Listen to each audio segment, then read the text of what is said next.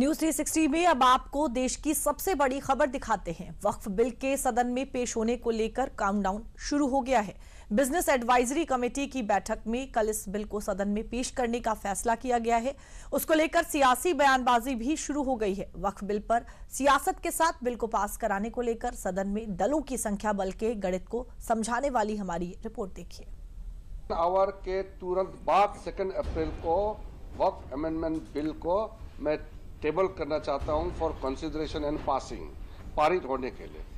उसके बाद हमने 8 घंटे के लिए मान लिया गया है कि चर्चा 8 घंटे का होगा, और बढ़ाना चाहते हैं तो हाउस में स्पीकर सेंस लेकर के बढ़ा सकते हैं। महीनों के इंतजार और तमाम सियासी वार पलटवार के बाद आखिर वो तारीख भी आ ही गई जब वक्फ संशोधन बिल को सदन में पेश किया जाएगा। 2 अप्रैल का दिन मोदी सरकार की एक और ऐतिहासिक फैसले का गवाह बनने जा रहा है। बिजनेस एडवाइजरी कमेटी की बैठक में इसी दिन इस बिल को सदन में पेश करने का फैसला किया गया है। एडवाइजरी कमेटी की बैठक में विपक्षी दल भी शामिल थे, लेकिन विपक्षी ने सरकार पर अपना एजेंडा थोपने का आरोप लगाते हुए बैठक से वॉकआउट कर दिया। हालांकि किरेन रिजिजू ने विपक्ष के ऐसे किसी भी आरोप से इनकार कर दिया है। तो बिजनेस एडवाइजरी कमेटी में कुछ पार्टीज का मत था 6 घंटे डिस्कस होना चाहिए, कुछ का मत था 4 घंटे, और ज़्यादातर अपोजिशन पार्टी के लोग 12 घंटे का मांग किया। तब बीच में 8 घंटे का चर्चा का समय तय किया गया, और ये भी स्पीकर साहब ने कहा कि 8 घंटे चर्चा का समय दिया है, जिसको बढ़ाया जा सकता है। हर पॉलिटिकल पार्टी को अपना मत रखने का अधिकार है, और देश सुनना चाहता है कि किस पॉलिटिकल पार्टी वक्फ अमेंडमेंट बिल में क्या पोजीशन रखता है, ये सुनना चाहता है। और ये रिकॉर्ड करेंगे, हजारों साल तक ये रिकॉर्ड रहेगा कि इतना अच्छा वक्फ अमेंडमेंट बिल जो ला रहे हैं, इसको किसने विरोध किया और किसने समर्थन किया, ये रिकॉर्ड में रहेगा। लेकिन चर्चा तो करें। वक्फ संशोधन विधेयक की आहट से AIMIM सांसद असुद्दीन ओवैसी की घबराहट भी बढ़ गई है।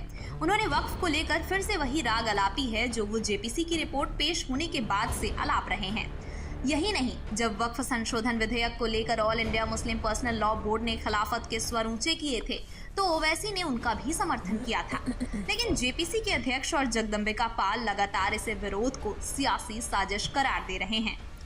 NDA की गवर्नमेंट, जिसको चंद्रबाबू नायडू, नीतीश कुमार, चिराग पासवान और जयंत चौधरी सपोर्ट कर रहे हैं, ये वक्फ बिल अनकॉन्स्टिट्यूशनल है।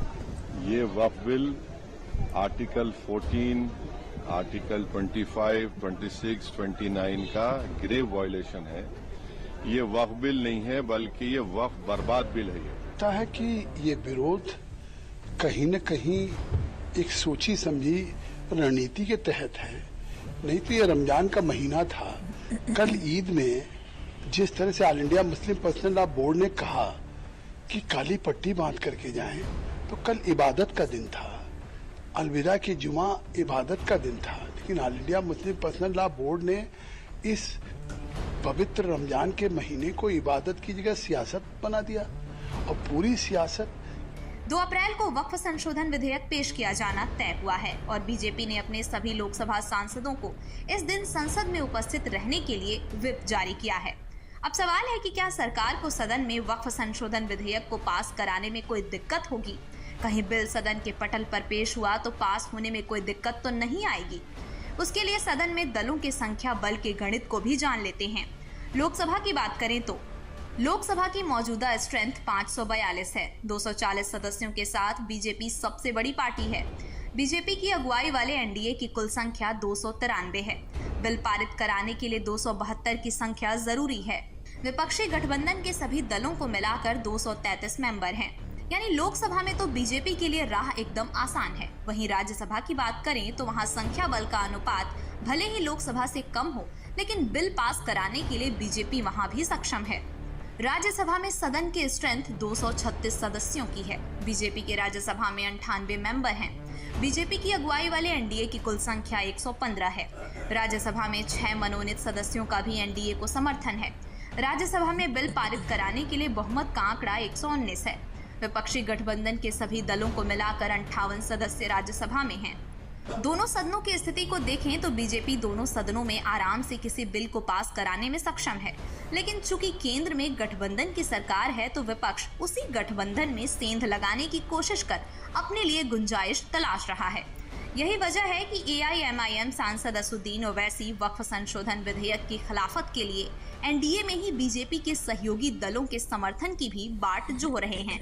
नायडू, नीतीश कुमार, चिराग पासवान, जयंत चौधरी इसकी तायीद करेंगे तो वो अपने पॉलिटिकल रीजंस की वजह से या जो भी उनके हैं नैरो रीजन की तायीद कर रहे हैं नरेंद्र मोदी सरकार की, ये बात साबित हो जाएगी कि वो मुसलमानों की मस्जिदों को, दरगाहों को, खानखाहों को, इवैक्यू वक्फ प्रॉपर्टीज को और लिमिटेशन एक्ट अप्लाई करेंगे तो एनक्रोचर्स को रिवॉर्ड करेगी, तो वो उसकी ये सपोर्ट कर रहे हैं।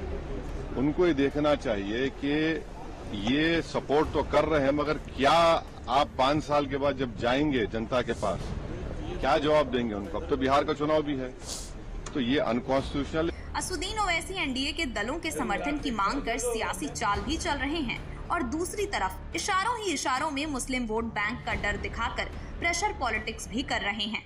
हालांकि ओवैसी के बयान को महज सियासी छटपटाहट ही मानी जा रही है, क्योंकि उनकी कोशिश की जमीनी हकीकत कुछ और ही है।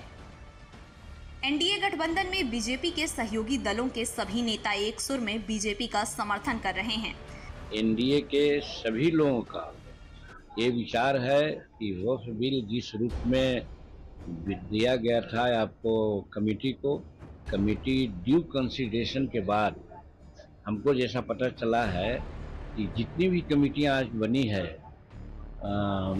सांसदों की, और 15 दिन में 20 दिन में वो लोग रिपोर्ट दिया है, इस कमेटी ने सब लोगों से दुगना समय लिया है और काफ़ी लोगों से कंसल्टेशन किया है और उसके आधार पर उन लोगों ने रिकमेंड किया है। रिकमेंडेशन क्या किया है वो मैं नहीं कहूँगा, लेकिन उसी रिकमेंडेशन के आधार पर वक्फ बिल पेश होगा कल 2 तारीख को। जानबूझकर अपोजिशन मतलब उनको मिसगाइड कर रहे हैं। मुझे लगता है कि जो वक्फ बोर्ड है, वक्फ बोर्ड कुछ लोगों के हाथ में हमें जा रहा है, उसका फायदा गरीब मुसलमानों को होता नहीं है। सरकार की मनीषा ये है कि वक्फ बोर्ड के जमीन का फायदा, वक्फ बोर्ड के प्रॉपर्टी का फायदा सभी मुसलमानों को होना चाहिए, इसीलिए बिल लाया गया है।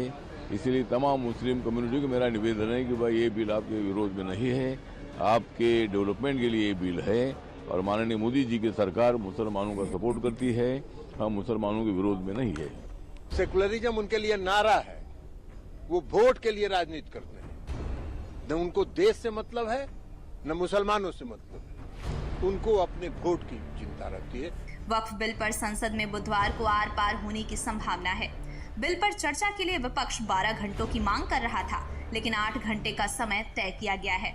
विपक्ष की तरफ से जिस तरीके से बयान आ रहे हैं, इस बिल के पेश होते ही घमासान मचना भी तय माना जा रहा है। वक्फ संशोधन विधेयक में बदलाव के प्रस्ताव को जानना बेहद जरूरी है। दरअसल वक्फ संशोधन विधेयक में संशोधन के जो प्रस्ताव रखे गए हैं, उसको अगर दोनों सदनों में मंजूरी मिली तो पुराने बिल में बड़े बदलाव हो जाएंगे। पुराने बिल के मुताबिक सेक्शन 40 में रीजन टू बिलीव के तहत अगर वक्फ बोर्ड किसी प्रॉपर्टी पर दावा करता है तो जमीन पर दावा करने वाला सिर्फ ट्रिब्यूनल में ही अपील कर सकता है, लेकिन नए प्रस्ताव में जमीन पर दावा करने वाला ट्रिब्यूनल के अलावा रेवेन्यू कोर्ट, सिविल कोर्ट या हाई कोर्ट में अपील कर सकेगा। फिलहाल वक्फ ट्रिब्यूनल का फैसला आखिरी माना जाता है, उसे चुनौती नहीं दी जा सकती, लेकिन संशोधन के बाद वक्फ ट्रिब्यूनल के फैसले के खिलाफ हाई कोर्ट में अपील की जा सकेगी। पुराने कानून में 3 पॉइंट किसी जमीन पर मस्जिद हो या उसका उपयोग इस्लामिक उद्देश्यों के लिए हो तो वो ऑटोमेटिक वक्फ की संपत्ति हो जाती है, लेकिन नए कानून में 3 पॉइंट जब तक किसी ने वक्फ को दान में जमीन नहीं दी हो, उस पर भले ही मस्जिद बनी हो पर वो वक्फ की संपत्ति नहीं होगी। पुराने कानून में वक्फ बोर्ड में महिला और बतौर सदस्य अन्य धर्म के लोगों की एंट्री नहीं होगी। नए प्रस्ताव में वक्फ बोर्ड में 2 महिलाओं और अन्य धर्म के 2 सदस्यों को एंट्री मिलने की बात कही गई है। वक्फ बोर्ड पर नियंत्रण के पहल की उल्टी गिनती शुरू हो गई है। अब से महज कुछ घंटों बाद जब सूरज उगने के साथ नए दिन की शुरुआत होगी तो वक्फ बोर्ड के कायाकल्प के पहल का भी आगाज हो जाएगा।